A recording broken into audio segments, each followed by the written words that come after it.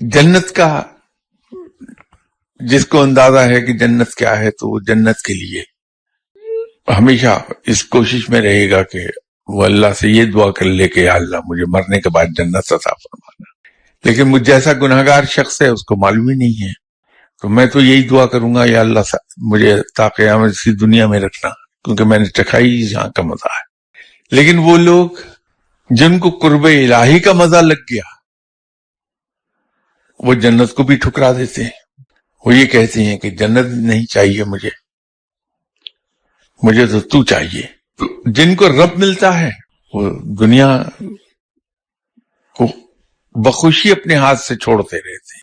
یہ اور بات ہے کہ قانون فطرت ایک اور ہے کہ ہم جس چیز کے پیچھے زیادہ بھاگتے ہیں وہ ہم سے دور بھاگتی ہے، اور جس سے ہم بھاگتے ہیں دور وہ چیز ہمارے پیچھے بھاگتی ہے.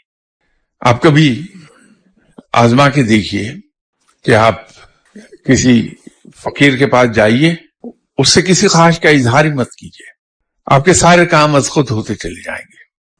یہ نہیں کہ وہ فقیر کر رہا ہوتا، اللہ معاف فرمائے معاذ اللہ، یہ تو شرک ہے. یہ اس فقیر کا دوست ہے اوپر بیٹھا ہوا جو سارے کام کر رہا ہے، تو وہ از خود لحاظ کرتا ہے اللہ کہ یہ میرے دوست کے پاس جانے والا ہے، اس کو لک آفٹر کرتا رہتا ہے. اور کہیں انسان نے بھولے سے یہ کر لیا کہ اس آدمی کے پاس، اس فقیر کے پاس میں بے لوس ہو کے جاؤں تاکہ میرے دوسرے سارے کام ہو جائیں، کام ہی نہیں ہوگا، اس لیے کہ وہ تو غرض ہو گئی وہاں. آپ مزار پہ جاتے ہیں، فاتحہ پڑھیے، سلام کیجیے، واپس آ جائیے. تماشا دیکھیے کیا ہوتا ہے. بات ہو رہی تھی اصول فطرت کی کہ انسان جس چیز کے پیچھے بہت زیادہ بھاگتا ہے وہ کام کبھی نہیں ہوتا، وہ خواہش کبھی پوری نہیں ہوتی، اور جتنا بے پرواہ ہو جائے سب کچھ خود بخود ہونے لگتا ہے. رزق اور مال دنیا سے دور بھاگیے، مال دنیا آپ کے پیچھے پیچھے بھاگتا ہے.